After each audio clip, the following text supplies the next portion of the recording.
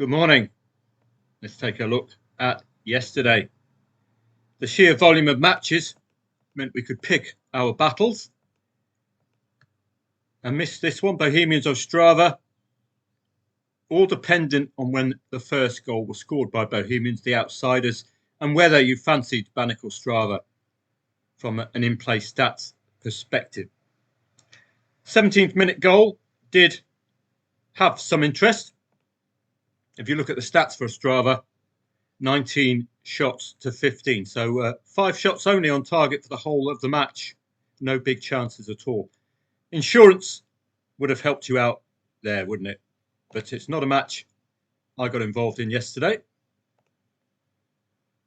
But the whole point of these review previews is to look at the opportunities that were there. The first division, well, it's normally a goal fest, but red cards in Denmark scuppered that plan, particularly for Horsens. Watch out for them this season. Their matches, when they're normally 11v11, do tend to have goals in them. France women against Germany women. 1-1 at half-time. Two teams with extreme goal-scoring ability. But this is what happens when you get involved in quarter-finals. Well, you've got a red card immediately in the 13th minute for the Germans. And the French managed to equalise. But then the Germans equalised 25th minute. Not equalise, but score the penalty, which is a rarity for traders. And they got a match, they got a goal disallowed twice, either side of half-time, the French. So very, very unlucky. And then a missed penalty from Nuskin. Could have got Nuskin done by the 90th minute. Germans done by the 90th minute. So through on pens, the lucky Germans. But it's a good example to you. What I call derby-style matches, quarterfinals, semi-finals, finals in the playoffs at Wembley. Very, very tough to predict because there's such high-profile matches, so much at stake. They could either go the way of the group stages and you'll have an absolute goal fest, which we nearly did have, didn't we? With those disallowed goals for the French. So we're unlucky not to have brought the overs in there. VPS against KUPS. This was a case of sitting on it because VPS were not showing anything in reaction to the red card. Whenever you get a red card, you need to make sure that the opponent reacts to it by increasing their shots on and off target. VPS did not do that. Took them until the 89th minute to get that equaliser. Well, no, not even that. KUPS scored first in the 80th minute, and then they got an equaliser in the 89th minute. Wow. Possibilities to have taken the KUPS on late. Again, we did a lot of plays yesterday, 2 or 3 of them. Low liability entry points to be encouraged. If you're doing it with the right intentions, laying teams at 1.3, 1.06 to be encouraged. Irish FAI Cup, Cork City at 1.02 reached a high of 1.25 before that goal came in the second half to make it 3-0. Now, what you could have done at half-time, it's 0-0 at half-time. Have faith in the pre-match odds, 1.02, suggesting a win to 0, 3 goals at least. You could have done 3-0, 3-1, any other home score at half-time. Far better return than 1.02. You could have backed Cork City at 1.25, which is a huge increase on that 1.02. But that's one for you back to layers. You back at 1.25, get out as soon as they score the first goal, if they do. It is the Cup after all. Co-Bramblers getting the 2 goals late enough at 1.28, and Shelburne showing yet again the relationship between short odds and result. 1.03, you're expecting a win to 0. You're expecting at least 3 goals, as you were with Cork City. In the Eliteserien yesterday, Brann, wait until the 75th minute to lay Brann, because that's when they score, if they score away from home. Had you done that, 75th minute, they didn't turn up yesterday, but your liability would have been extremely low with a 2-goal lead with 15 minutes to go. Market's not expecting Brann to do anything, which indeed they didn't do. And that, again, is a gentle reminder to you, 2.6 the favourite, despite the fact Brann are second in the league, playing 11th. 2.6 the favourite. Anything can happen, regardless of league position. Molde against Stroms. This was an ideal opportunity for Molde to get back to winning ways. Viking against Bodo, another top clash. But Bodo Glimt coming out on top. They'll be absolutely delighted with that. I think Viking took the head-to-head previously, but Bodo Glimt delighted. 2-2. There was a Desmond there if you wanted to take that one on early. Polish Ekstraklasa I didn't really pay any attention to, but Wisla Plock yesterday, you could have looked at, well, we were looking at 2-0 at half-time, weren't we? Backing over 1.5 first-half goals. We got the one goal in, but to be honest, we did get involved very, very late, 38th minute. But we got one of the 2 goals before half-time because they were taking advantage of the extra player, Wisla Plock. Polish First Division, didn't have a look at that yesterday. Cluj did get the equaliser. And this is another one of those plays where do you get out once you've got the odds move, or do you look to stay in for the Cluj win? Well, the goal coming in the 57th minute suggested with a third of the match remaining, they could possibly do it, Cluj. But that's your first exit point if you did get involved. If you stayed in looking for the win, you'd have made a loss on the day. I do keep a small loss if I go match odds on the draw to try to get you incentivized to stay in and look for the big win.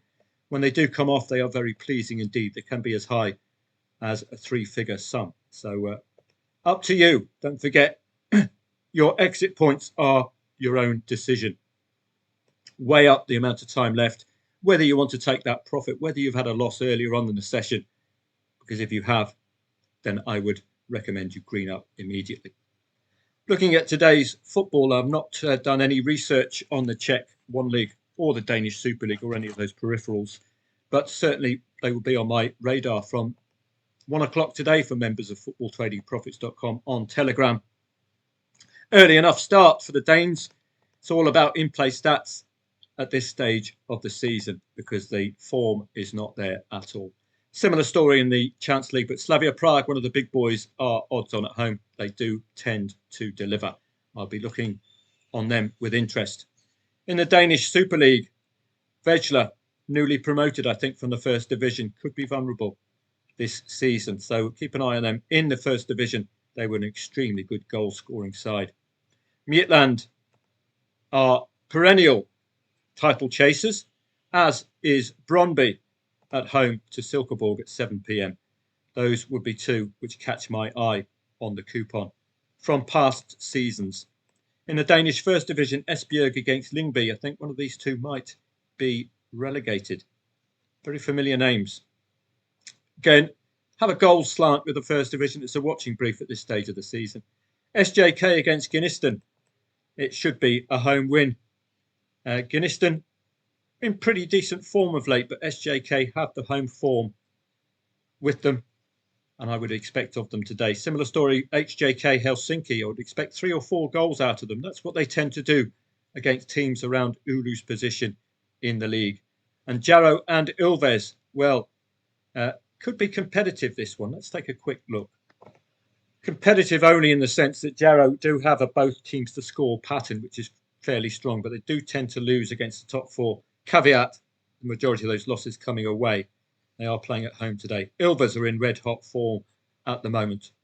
In playing ninth today, they've had 5 wins and a 0-0 against ninth and lower away from home. So that's embedded form. Looks pretty good. Longford and St. Pat's, we know very well from the Irish Premier Division and Irish First Division. St. Pat's have been in Europe midweek against Hagelman. Managed to score 2 goals against them. Playing University College Cork, which my mum went to. So she'll be cheering on University College Cork today. 1.02 St. Pat's must be laid. You saw that with Cork City yesterday. Went from 1.03 all the way up to 1.25 before they scored. Obvious angles in. We're expecting goals galore for Longford and St. Pat's. Cup matches have been pretty tradable. In the Norwegian Eliteserien today, Vålerenga, very strong favourites at home to Haugesund, and Haugesund have yet to win a match this season. Sandefjord and Kristiansund. Let's take a quick look at that one. In playing 7th, Kristiansund are unbeaten home and away against 3rd to 6th. So might be a spanner in the works there, but Sandefjord are excellent at home. 6 consecutive home wins is real momentum. Tromsø, well, talk about winning runs. They're on a consistent winning pattern at the moment. There's no need to desert them while they're on this winning run. Tromsø, 1.6 again, looks very generous. They've been, the market's been giving them pretty generous odds considering they're on an excellent winning run. Polish Ekstraklasa gets no research today. Looks like a tough coupon. 2.2 the favourite, 2.55 the favourite, 2.2 the favourite. No familiar names really today. This early on, we can pick our battles. Arca Gdynia look newly promoted. I remember them from the first division last season. So that's going to get a star at 4.30. Are they going to be vulnerable in this better league? First division, don't know any of these sides. They'll win a lot of points on the Scrabble board, that's for sure, in the Polish first division. But it'll be on the watching brief. But let's not get carried away with the Polish first division. Romanian Super League has had its moment. You saw with Cluj yesterday. There's the other Cluj playing today away at Rapid Bucharest. Not a coupon that springs to mind immediately. Allsvenskan, very tradable today. Hacken, been in excellent away form, so just be a little careful. They look pretty good odds to me. Hammarby against Bromma stands out as well. When Bromma play the top three, 2 of their 3 defeats were 1-0 only. There might be a little thorn in the side for Hammarby today. Watch out for that. That's a nice, interesting angle. Gothenburg, 4 out of 4 wins v 10th and lower. They play, I think, 13th today. They've been rather dismissed by the market. Watch out for this one at 1 o'clock.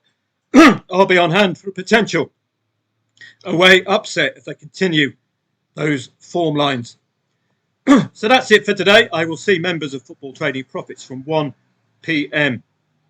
for a smattering of Danish matches, watching brief, but in-play stats very important. Newly promoted side as well, potentially targeted today by me, particularly if they score first against Randers. Plenty of football to interest, 1 o'clock starting point. I'll look forward to seeing members of Football Trading Profits on Telegram. Have a great day.